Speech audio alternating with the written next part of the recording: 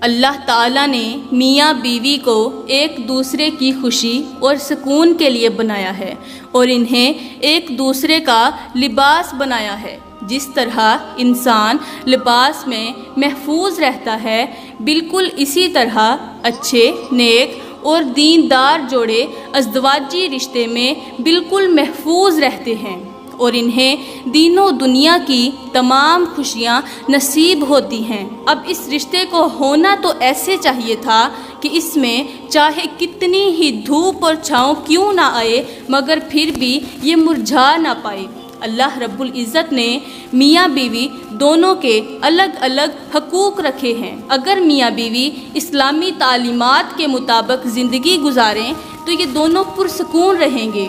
دنیا جہان کی تمام تر خوشیاں ان کے قدموں میں ہوں گی، لیکن اگر شوہر چاہے کہ میری بیوی میری غلام بن جائے، میری نوکرانی بن کر رہے، میرے ہر حکم پر جی کہے، تو ایسا ہرگز نہیں ہو سکتا، بلکہ ایسا کرنے والا بے عقل شوہر کبھی بھی بیوی کی محبت نہیں پا سکتا۔ اور اگر بیوی یہ چاہے کہ میرا شوہر مجھ سے محبت کرے، میری ہر بات پر جی کہے، میرا غلام بن جائے، میرا نوکر بن جائے، میری خدمت کرے، تو ایسا کرنے والی بیوی اپنے شوہر کی محبت کبھی نہیں پا سکتی، اور ایسی عادات رکھنے والی عورت بہت جلد شوہر کے دل سے نکل جاتی ہے اور شوہر اس سے متنفر ہو جاتا ہے، جس کی وجہ سے وہ ہر وقت اس پر ناراض رہتا ہے۔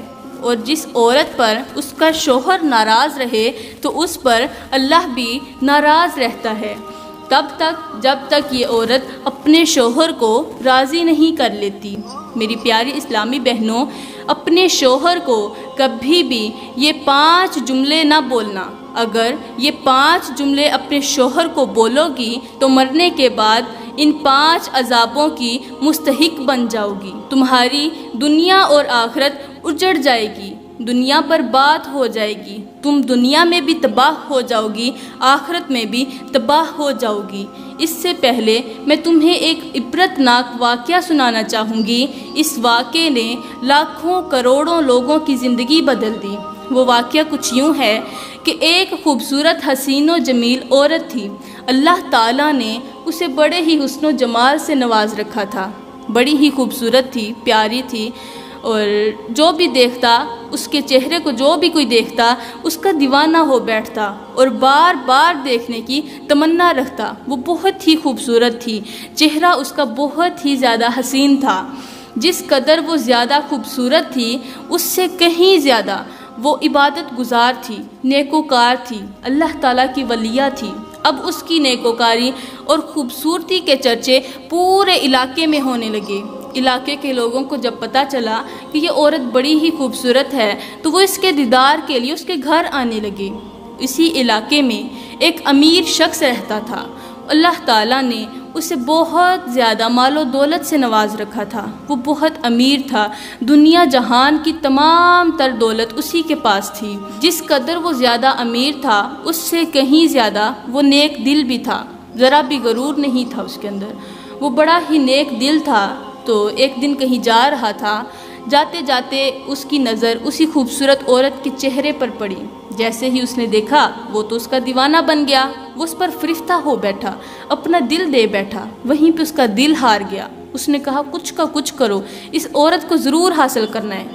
وہ بڑا ہی امیر تھا اور اس کی خوبصورتی اور نیکوکاری سے تو ویسے ہی واقف تھا۔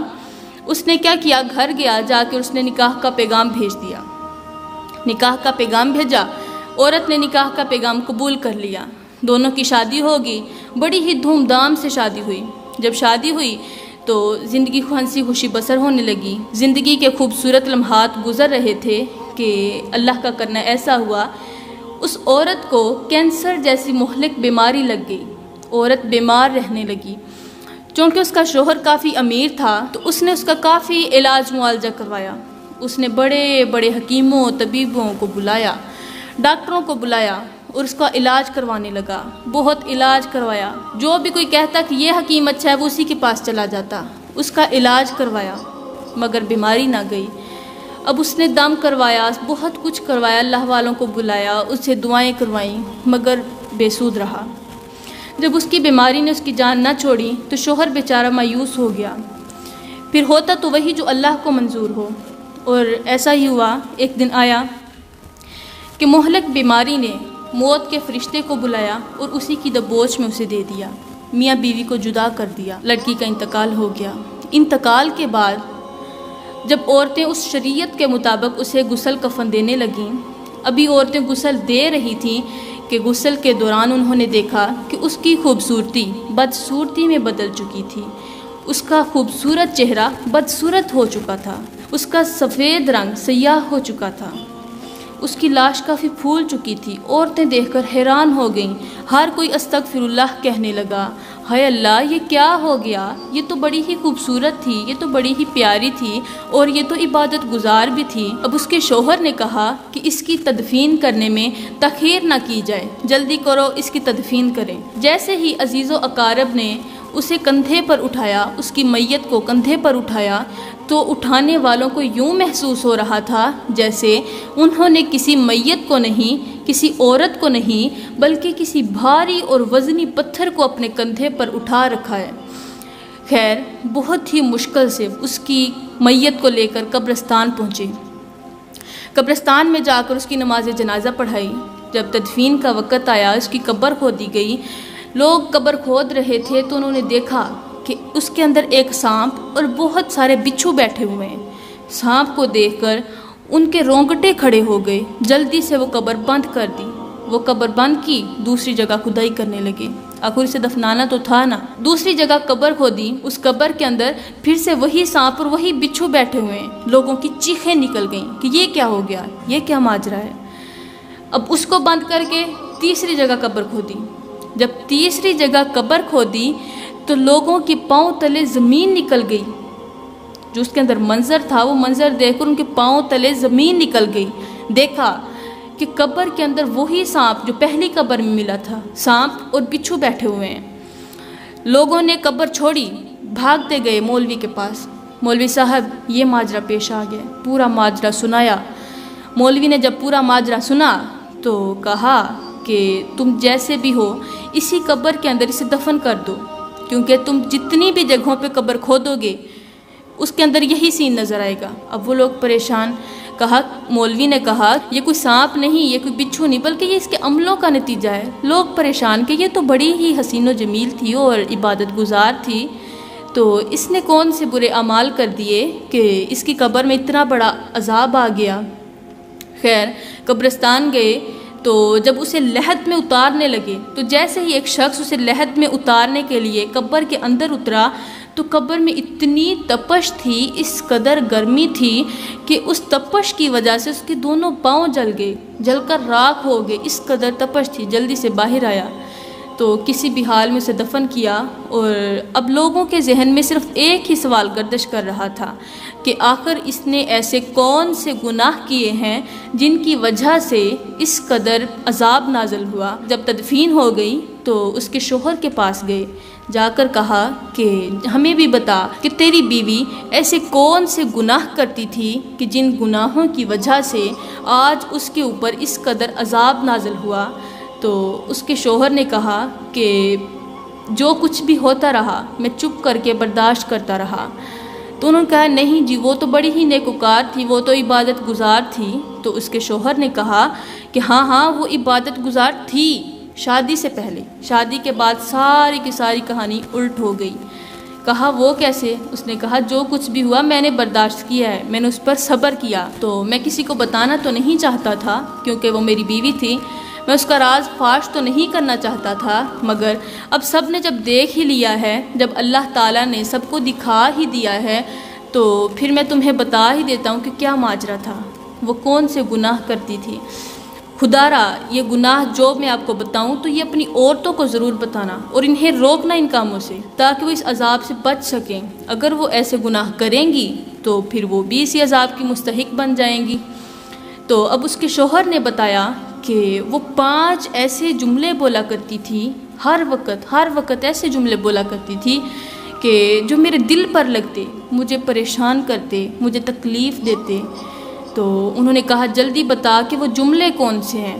اب اس شخص نے کہا کہ وہ جملے کچھ یوں تھے کہ اس کا پہلا جملہ جو تھا وہ یہ تھا کہ وہ جو میری بیوی تھی وہ خوبصورت تھی، حسین و جمیل تھی، وہ ہر وقت خوبصورت ہونے کے ساتھ ساتھ ہر وقت میرے سامنے اپنی خوبصورتی پر، اپنے حسن پر، اپنے پیارے ہونے پر ناز کرتی تھی، غرور کرتی تھی، کہتی تھی دیکھ میں کتنی پیاری ہوں، کتنی خوبصورت ہوں میں، لوگ بھی میرے دیوانے ہیں، جو دیکھتا ہے میری تعریف کرتا ہے، تعریف کیے بغیر نہیں رہتا، اور تو جانوروں کی شکل جیسا ہے، تیری شکل ایسی جیسے جانوروں کی شکل ہو۔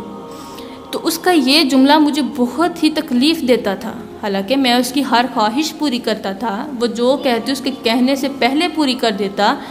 تو جب مجھے کہتی نا کہ تو دیکھ اپنی شکل دیکھ، تو جانوروں سے بھی بدتر ہے، تو یہ اس کا جملہ جو تھا نا یہ مجھے بہت تکلیف دیتا تھا۔ اور اس کا دوسرا جملہ جو تھا وہ یہ تھا، میں جب بھی اسے کسی کام کے لیے بولتا کہ جاؤ میرا یہ کام کر دو، شوہر ہوں بیوی سے ہی کہوں گا نا، تو جب بھی اسے کہتا کہ یہ کام کر دو تو آگے سے کہتی میں تیرے باپ کی ملازم تھوڑی ہوں، میں کیوں کروں، میں کون ہوں، میں تیری ملازم ہوں، تو نے کام کروانے کے لیے مجھ سے شادی کی تھی، میں تیرا کام کیوں کروں۔ تو جب وہ یہ جواب دیتی تو میرا دل چکنا چور ہو جاتا، میرا دل ٹوٹ جاتا تھا، مجھے بہت تکلیف ہوتی۔ اب اس کا تیسرا جملہ یہ تھا کہ وہ میرے والدین کو گالیاں دیتی تھی، مجھے کہتی تھی لعنت ہو تیرے باپ پر، لعنت ہو تیری ماں پر، تیرے بہن بھائیوں پر، تیری ماں پر لعنت ہو جس نے تجھ جیسے بیٹے کو جنم دیا، تیری ماں پر لعنت ہو جس نے تجھ جیسے بیٹے کو جنم دیا، تجھے جنم دینے سے تو اچھا تھا وہ مر ہی جاتی۔ وہ میرے والدین کو گالیاں دیتی تھی، اور جو شخص کسی کو گالیاں دیتا ہے اللہ تعالیٰ اس کی قبر میں ایک سانپ مسلط کرتا ہے، جو سانپ اسے ایک ڈانگ مارتا ہے اور وہ 70 گز زمین میں نیچے دھنس جاتا ہے۔ تو اس کی قبر میں بھی یہی عذاب دیکھنے کو ملا تھا۔ پھر اس نے کہا اس کا چوتھا جملہ یہ تھا کہ میں جب بھی اپنی بیوی سے اظہار محبت کرتا، جب بھی اسے کہتا میں تجھ سے بڑا ہی پیار کرتا ہوں، میں تجھ سے محبت کرتا ہوں، تو آگے سے کہتی ہاں میری ہی قسمت پھوٹی تھی کہ میں نے تجھ سے شادی کر لی، تجھے کون دیتا تھا۔ وہ میری اس قدر محبت کے بدلے مجھ سے اتنی نفرت کرتی تھی کہ میرا دل ٹوٹ جاتا تھا، اس کے ان جملوں کی وجہ سے میرا دل ٹوٹ جاتا تھا۔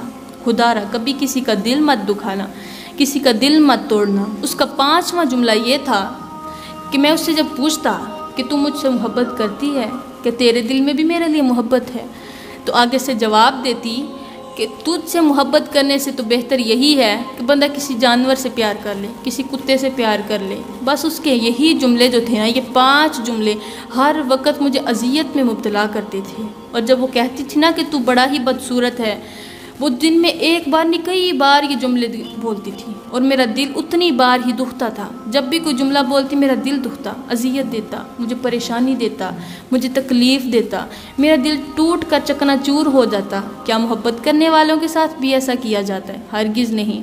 تو مجھے لگتا ہے کہ اس کے ان 5 جملوں کی وجہ سے آج اس کی قبر میں دردناک عذاب ہے۔ تو خدارا میری اسلامی بہنوں، ان 5 جملوں سے سخت نفرت کرنا، یہ کبھی بھی اپنے شوہر کے سامنے نہ بولنا۔ میں دعا کرتی ہوں کہ اللہ تعالی ہمیں ان 5 جملوں سے سخت نفرت کرنے کی توفیق عطا فرمائے۔ اللہ تعالی ہمیں گناہوں سے توبہ کرنے کی توفیق عطا فرمائے، ہمیں اپنے شوہر کی فرما بردار بنائے۔